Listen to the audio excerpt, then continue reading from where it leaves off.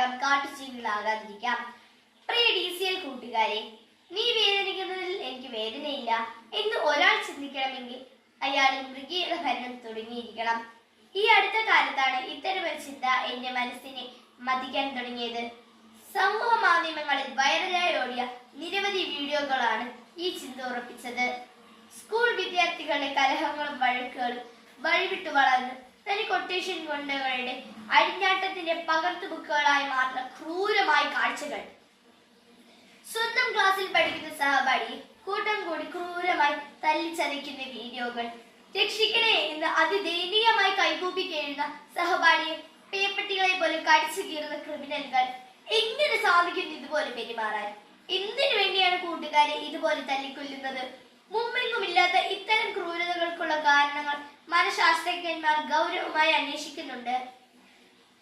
സാമൂഹിക മാനസിക ഘടകങ്ങൾ. കൗമാരക്കാർക്ക് സ്വന്തം ഐഡന്റിറ്റി കണ്ടെത്താനുള്ള വ്യഗ്രതയുണ്ട്.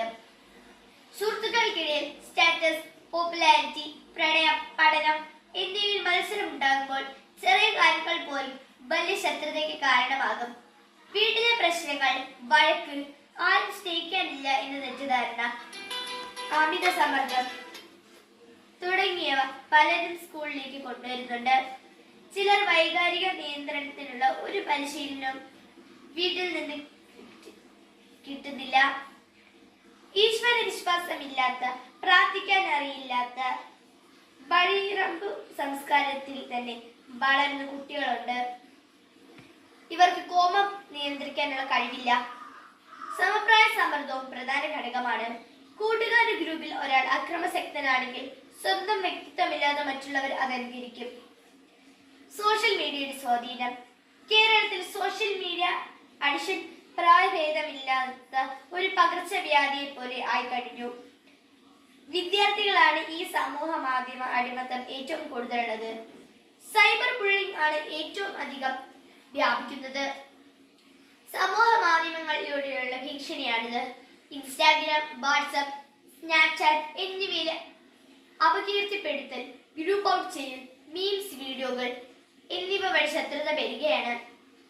ഫൈറ്റ് വീഡിയോകൾ കർശനമായി നിരോധിക്കണം.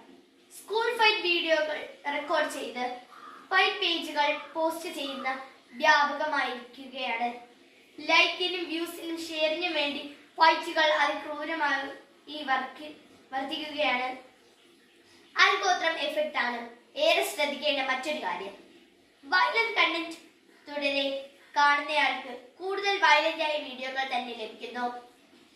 അത് കുട്ടികളുടെ മനസ്സിൽ ഡിസൈൻറ്റിസേഷൻ, വൈകാര്യമരവിപ്പ് എന്നൊരവസ്ഥ സൃഷ്ടിക്കുന്നു. എത്ര ക്രൂരതകൾ കണ്ടാലും ഒരു വികാരവും ഇല്ലാതാകുന്നു. മാതാപിതാക്കൾ ഇതിന് അതീവ ശ്രദ്ധ നൽകിയില്ലെങ്കിൽ അവരുടെ ജീവിതം അപകടത്തിലാകും. പ്രിയ കൂട്ടുകാരെ, ഇത് മാത്രമല്ല, വീഡിയോ ഗെയിമും അതിനിരന്തരം അപകടകരമാണ്. പബ്ജി, ഫ്രീ ഫയർ, GTA തുടങ്ങിയ ചതിയൻ ഗെയിമുകൾ കൂട്ടുകാർ ഒരിക്കലും കുടുങ്ങരുത്. ഇവ മാരകമായ കുരുക്കൾ തന്നെയാണ്.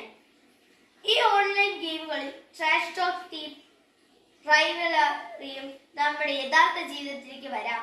സ്വതവേ അഗ്രസീവ് സ്വഭാവമുള്ള കുട്ടികളിൽ ഇത് കാട്ടുതീ പോലെ പടരും. അവരുടെ ഭാവി ജീവിതം കത്തിച്ചാമ്പലാകും. അതിനാൽ ഡിജിറ്റൽ നേവിസ് എന്ന നിലയിൽ ജെൻ ഇസഡ് ആൽഫ കുട്ടികൾക്ക് ഓൺലൈൻ ഓഫ്ലൈൻ ബോർഡർ നഷ്ടപ്പെടുന്ന അപകടകാലമാണിത്. ഇത്തരത്തിലുള്ള സാമൂഹിക മാധ്യമ അടിമകൾക്ക് സഹാനുഭൂതി, സ്നേഹം, ക്ഷമ, സേവനം, കരുണ തുടങ്ങിയ മാനവിക മൂല്യങ്ങൾ ഉൾക്കൊള്ളാൻ കഴിവില്ലാത്തവരാകുന്നു. എന്റെ സ്ക്രീൻ ടൈം ഓരോ ദിവസം കൂടുന്നുണ്ടോ എന്ന് നിരീക്ഷിക്കണം. നമുക്ക് മനുഷ്യ നന്മയിലേക്ക് മടങ്ങി വരാം. വീട്ടിലും ക്ലാസ്സിലും നമുക്ക് കൂടുതൽ നേരം പരസ്പരം സംസാരിക്കാം. ആരെയും വേദനിപ്പിക്കാത്ത തമാശകൾ പറയാം. നല്ല കൂട്ടുകാരാകാം, കാട്ടുജീവികളാകാതിരിക്കാം. സ്നേഹത്തോടെ സ്വന്തം കൊച്ചേട്ടൻ.